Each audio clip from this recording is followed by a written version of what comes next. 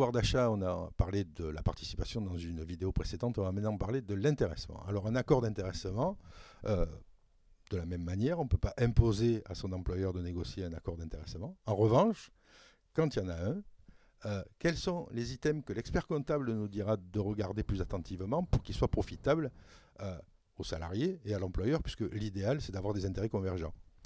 Tout à fait. Alors d'abord, quand les parties ont envie de négocier un accord d'intéressement, il faut que ça puisse payer. Sinon, ce n'est pas la peine de passer du temps à essayer de négocier un accord d'intéressement. Ça ne sert à rien. Ce qui est important, c'est de relier les objectifs de l'entreprise et de décliner ces objectifs de l'entreprise en indicateurs dans l'intéressement. Je vais donner un exemple. Si l'objectif premier d'une entreprise, c'est de faire de la croissance, l'augmentation du chiffre d'affaires peut être un bon indicateur à mettre dans un accord d'intéressement.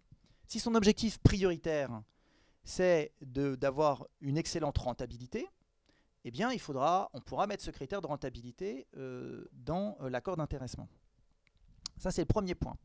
Le deuxième, c'est qu'il faut que les salariés puissent avoir un impact, enfin, ils puissent avoir, que leur travail quotidien puisse influencer les résultats de cet accord d'intéressement.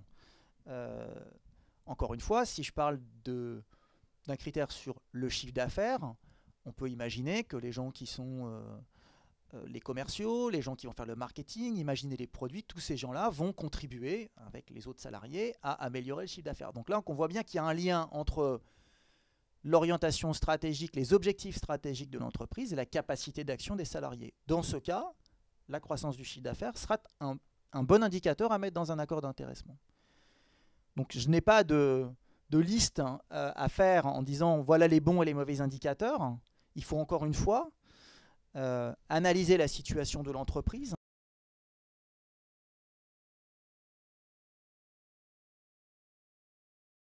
Je pense qu'à partir d'un demi-mois, on est dans quelque chose qui est significatif pour les salariés. D'ailleurs, on peut calculer cet accord d'intéressement en parlant de nombre de mois, mais on peut aussi parler d'euros en valeur absolue. Il y a plusieurs façons de négocier un accord d'intéressement, soit on distribue au prorata des salaires, on peut aussi distribuer des montants fixes. Oui.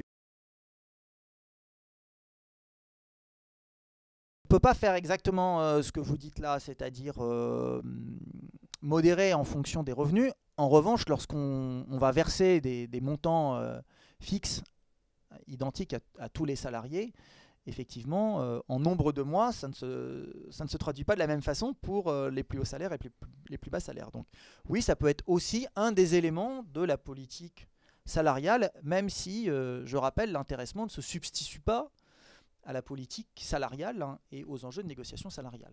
Mais c'est un plus appréciable et sur lequel les cotisations sociales sont bien sûr beaucoup plus faibles que sur les salaires.